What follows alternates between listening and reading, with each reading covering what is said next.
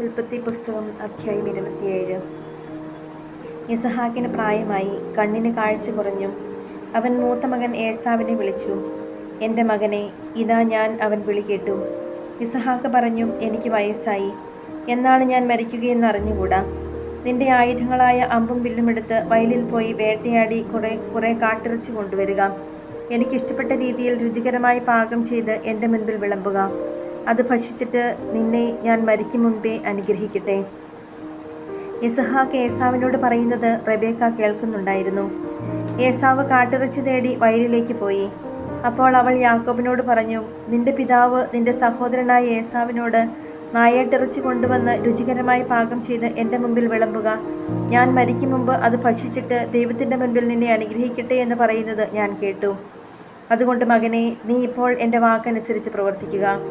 ആട്ടിൻകൂട്ടത്തിൽ നിന്ന് 2 നല്ല കുഞ്ഞാടുകളെ പിടിച്ചുകൊണ്ടുവരിക. ഞാൻ അവ കൊണ്ട് നിന്റെ പിതാവിന് ഇഷ്ടപ്പെട്ട രുചികരമായ ഭക്ഷണം ഉണ്ടാക്കാം.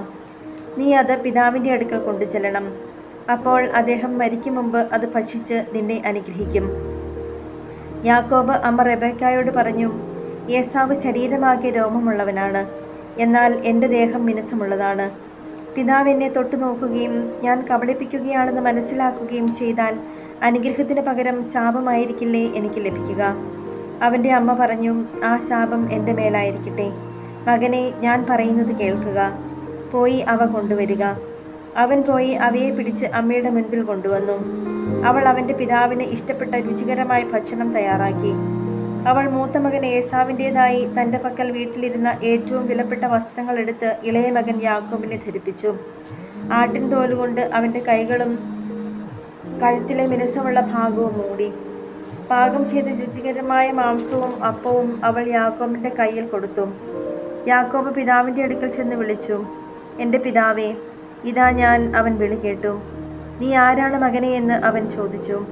യാക്കോബ് മറുപടി പറഞ്ഞു, അങ്ങയുടെ കടിഞ്ഞൂൽ പുത്രൻ ഏസാവാണ് ഞാൻ. അങ്ങ് ആവശ്യപ്പെട്ടതുപോലെ ഞാൻ ചെയ്തിരിക്കുന്നു. എഴുന്നേറ്റ് എൻ്റെ നായാട്ടിറച്ചി ഭക്ഷിച്ച് എന്നെ അനുഗ്രഹിച്ചാലും. എന്നാൽ ഇസഹാക്ക് ചോദിച്ചു, എൻ്റെ മകനെ, നിനക്കിത് ഇത്ര വേഗം എങ്ങനെ കിട്ടി? യാക്കോബ് പറഞ്ഞു, അങ്ങയുടെ ദൈവമായ കർത്താവ് ഇതിനെ എൻ്റെ മുൻപിൽ കൊണ്ടുവന്നു. അപ്പോൾ ഇസഹാക്ക് യാക്കോബിനോട് പറഞ്ഞു, അടുത്തു വരിക. മകനെ, ഞാൻ നിന്നെ തൊട്ടു നോക്കി നീ എൻ്റെ മകൻ ഏസാവ് തന്നെയോ എന്നറിയട്ടെ. യാക്കോബ് പിതാവായ ഇസഹാക്കിൻ്റെ അടുത്ത് ചെന്നു. അവനെ തടവി നോക്കിയിട്ട് ഇസഹാക്ക് പറഞ്ഞു, സ്വരം യാക്കോബിൻ്റേതാണ്, എന്നാൽ കൈകൾ ഏസാവിൻ്റേതും. ഇസഹാക്ക് അവനെ തിരിച്ചറിഞ്ഞില്ല, കാരണം അവൻ്റെ കൈകൾ സഹോദരനായ ഏസാവിൻ്റെ കൈകൾ പോലെ രോമം നിറഞ്ഞതായിരുന്നു. ഇസഹാക്ക് അവനെ അനുഗ്രഹിച്ചു. അവൻ ചോദിച്ചു, സത്യമായും നീ എൻ്റെ മകൻ ഏസാവ് തന്നെയാണോ? അതേ എന്ന് അവൻ മറുപടി പറഞ്ഞു. ഇസഹാക്ക് പറഞ്ഞു, എൻ്റെ മകനെ, നിന്റെ നായാട്ടിറച്ചി കൊണ്ടുവരിക. അത് തിന്നിട്ട് ഞാൻ നിന്നെ അനുഗ്രഹിക്കട്ടെ. ഇസഹാക്ക് അത് ഭക്ഷിക്കുകയും അവൻ കൊണ്ടുവന്ന വീഞ്ഞു കുടിക്കുകയും ചെയ്തു. ഇസഹാക്ക് അവനോട് പറഞ്ഞു, നീ അടുത്തു വന്ന് എന്നെ ചുംബിക്കുക.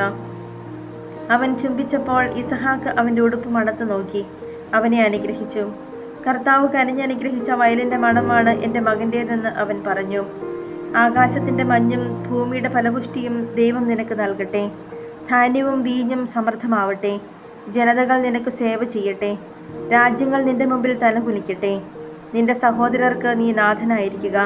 നിന്റെ അമ്മയുടെ പുത്രന്മാർ നിന്റെ മുൻപിൽ തലകുനിക്കട്ടെ. നിന്നെ ശപിക്കുന്നവൻ ശബ്ദനും അനുഗ്രഹിക്കുന്നവൻ അനുഗ്രഹീതനുമാകട്ടെ. ഇസഹാക്ക് യാക്കോബിനെ അനുഗ്രഹിക്കുകയും യാക്കോബ് അവൻ്റെ മുൻപിൽ നിന്ന് പുറത്തു കടക്കുകയും ചെയ്തപ്പോൾ നായാട്ട് കഴിഞ്ഞ് ഏസാവ് തിരിച്ചെത്തി. അവനും പിതാവിന് ഇഷ്ടപ്പെട്ട ഭക്ഷണം തയ്യാറാക്കി പിതാവിൻ്റെ അടുക്കൽ കൊണ്ടുവന്നിട്ട് പറഞ്ഞു, പിതാവേ, എഴുന്നേറ്റ് അങ്ങയുടെ മകൻ്റെ നായാട്ടിറച്ചി ഭക്ഷിച്ച് എന്നെ അനുഗ്രഹിച്ചാലും. നീ ആരാണ്? ഇസഹാക്ക് ചോദിച്ചു. അവൻ പറഞ്ഞു, അങ്ങയുടെ കടിഞ്ഞൂൽ പുത്രൻ ഏസാവാണ് ഞാൻ. ഇസഹാക്ക് അത്യധികം പരിഭ്രമിച്ച് വിറയ്ക്കാൻ തുടങ്ങി. അവൻ ചോദിച്ചു, നായാട്ടിറച്ചിയുമായി നിനക്ക് മുമ്പ് എൻ്റെ മുൻപിൽ വന്നത് ആരാണ്? ഞാനത് തിന്നുകയും അവനെ അനുഗ്രഹിക്കുകയും ചെയ്തല്ലോ. അവൻ അനുഗ്രഹിക്കപ്പെട്ടവനായിരിക്കും. പിതാവിൻ്റെ വാക്ക് കേട്ടപ്പോൾ ഏസാവ് അതീവ ദുഃഖത്തോടെ കരഞ്ഞു. പിതാവേ, എന്നെയും അനുഗ്രഹിക്കുക, അവൻ അപേക്ഷിച്ചു. ഇസഹാക്ക് പറഞ്ഞു, നിന്റെ സഹോദരൻ എന്നെ കബളിപ്പിച്ച് നിനക്കുള്ള വരം എന്നിൽ നിന്ന് തട്ടിയെടുത്തു. ഏസാവ് പറഞ്ഞു, വെറുതെയാണോ അവനെ യാക്കോബ് എന്ന് വിളിക്കുന്നത്? 2 തവണ അവൻ എന്നെ ചതിച്ചു. കടിഞ്ഞൂൽ അവകാശം എന്നിൽ നിന്ന് അവൻ കൈക്കലാക്കി. ഇപ്പോഴിതാ എനിക്കുള്ള അനുഗ്രഹവും അവൻ തട്ടിയെടുത്തിരിക്കുന്നു. വീണ്ടും അവൻ പിതാവിനോട് ചോദിച്ചു, എനിക്ക് വേണ്ടി ഒരു വരം പോലും അങ്ങ് നീക്കിവച്ചിട്ടില്ലേ? ഇസഹാക്ക് പറഞ്ഞു, ഞാൻ അവനെ നിന്റെ യജമാനനാക്കി, അവൻ്റെ സഹോദരന്മാരെ അവൻ്റെ ദാസന്മാരും, ധാന്യവും വീഞ്ഞും കൊണ്ട് ഞാൻ അവനെ ധന്യനാക്കി. മകനെ, നിനക്ക് വേണ്ടി എന്താണ് എനിക്കിനി ചെയ്യാൻ കഴിയുക? എൻ്റെ പിതാവേ, ഒറ്റ വരമേ അങ്ങയുടെ പക്കലുള്ളോ? എന്നെയും അനുഗ്രഹിക്കുക എന്ന് പറഞ്ഞ് അവൻ പൊട്ടിക്കരഞ്ഞു. അപ്പോൾ ഇസഹാക്ക് പറഞ്ഞു, ആകാശത്തിൻ്റെ മഞ്ഞിൽ നിന്നും ഭൂമിയുടെ ഫലപുഷ്ടിയിൽ നിന്നും നീ അകന്നിരിക്കും. വാളുകൊണ്ട് നീ ജീവിക്കും. നിന്റെ സഹോദരന് നീ ദാസ്യവൃത്തി ചെയ്യും. എന്നാൽ സ്വതന്ത്രനാകുമ്പോൾ ആ നുകം നീ തകർത്ത് കളയും. പിതാവ് യാക്കോബിന് നൽകിയ അനുഗ്രഹം മൂലം ഏസാവ് യാക്കോബിനെ വെറുത്തു. അവൻ ആത്മഗതം ചെയ്തു. പിതാവിനെ പറ്റി വിലപിക്കാനുള്ള ദിവസങ്ങൾ അടുത്തു വരുന്നുണ്ട്. അപ്പോൾ ഞാൻ അവനെ കൊല്ലും. മൂത്ത മകനായ ഏസാവിൻ്റെ വാക്കുകൾ റബേക്കായുടെ ചെവിയിലെത്തി. അവൾ ഇളയവനായ യാക്കോബിനെ വിളിച്ചു പറഞ്ഞു, നിന്നെ കൊല്ലാമെന്നോർത്ത് നിന്റെ ജ്യേഷ്ഠൻ ആശ്വസിച്ചിരിക്കുകയാണ്. മകനെ, ഞാൻ പറയുന്നത് കേൾക്കുക.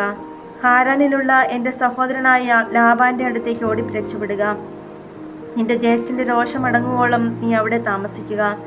ജ്യേഷ്ഠന് നിന്നോടുള്ള കോപം അടങ്ങുകയും നീ ചെയ്തതൊക്കെ മറക്കുകയും ചെയ്യട്ടെ. അപ്പോൾ ഞാൻ ആളയച്ച് നിന്നെ ഇങ്ങോട്ട് വരുത്താം. ഒരു ദിവസം തന്നെ നിങ്ങൾ രണ്ടുപേരും എനിക്ക് നഷ്ടപ്പെടുന്നത് എന്തിന്? അത് കഴിഞ്ഞ് റെബേക്ക ഇസഹാക്കിനോട് പറഞ്ഞു, ഈ ഹിത്യ സ്ത്രീകൾ മൂലം എനിക്ക് ജീവിതം മടുത്തു. ഈ നാട്ടുകാരായ ഇവരെ പോലെയുള്ള ഹിത്യ സ്ത്രീകളിൽ നിന്ന് ഒരുവളെ യാക്കോബും വിവാഹം കഴിച്ചാൽ പിന്നെ ഞാൻ എന്തിനു ജീവിക്കണം?